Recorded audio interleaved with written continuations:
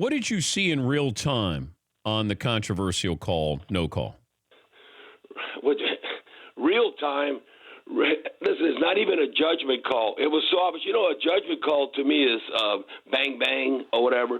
No, it was so obvious. You could be 100 yards away and throw the flag. That's why I think, listen, I think officials, egos, they don't want to step on each other.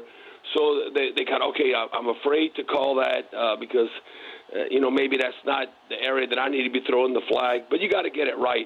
The bottom line, you got to get it right. There was more than one penalty on that play. I mean, to me, when you break it down, it's the worst no call in NFL history. The reason why it's the worst no call in NFL history, because that was a non-call to go to the Super Bowl. It wasn't week 4 or 5. Oh, we lost a tough one. Now we got to bounce back in the season. No, this was to go to the Super Bowl. Now, it was like 98% chance they're going to win if you just make that call. Now, you can always miss a field goal, a chip shot. It's even closer than an extra point.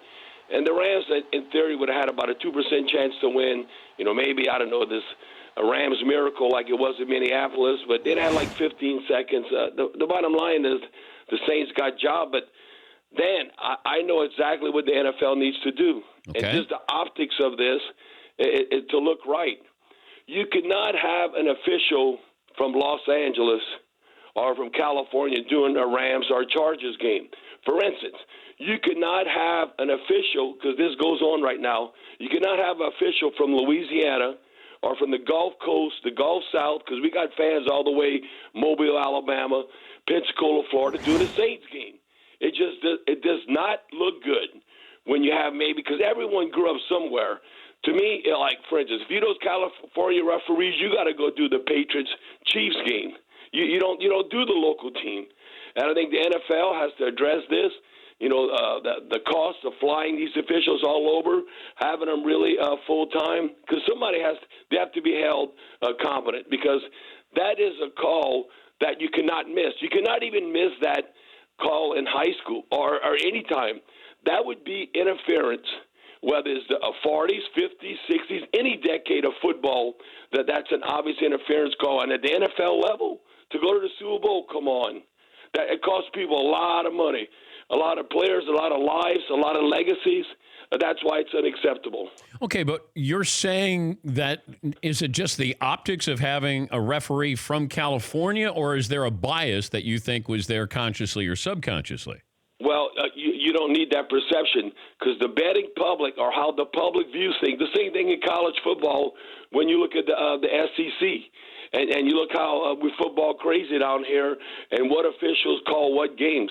I think it makes a difference that you cannot afford to have. It has to be, everything has to look, the perception on the up and up.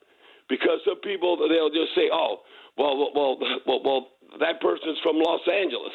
And you might say, well, no, I'm an honest individual, but I think it's human nature. You never know. Listen, like, they've never had scandals before. Look, European, Italians, professional soccer. I mean, look what happened in the NBA. I mean, that's why, to me, you have to avoid that possibly down the road.